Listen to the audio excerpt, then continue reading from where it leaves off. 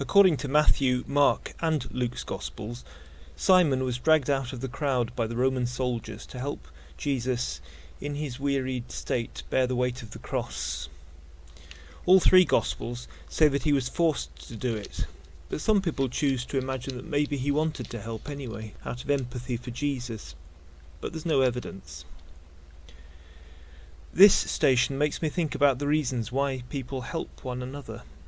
Sometimes it's straightforward, a spontaneous act of love and goodness, unexpected but given freely and with generosity.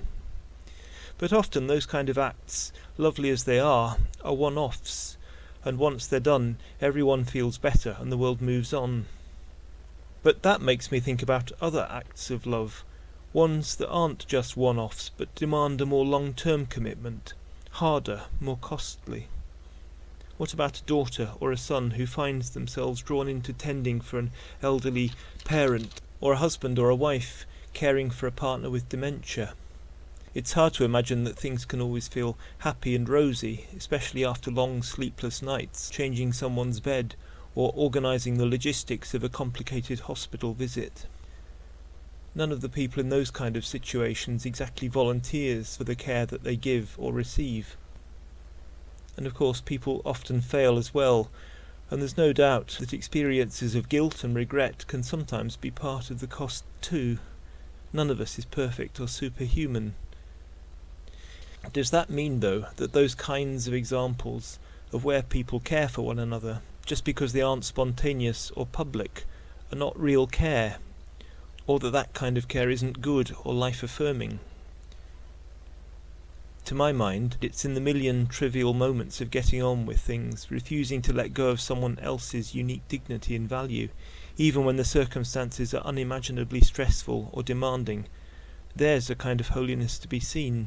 Not sentimental, I really don't mean sentimental or cheap, but something of the truth, if I can put it like that, something which acts out or reveals more than itself, and which makes me run out of words, but look towards heaven.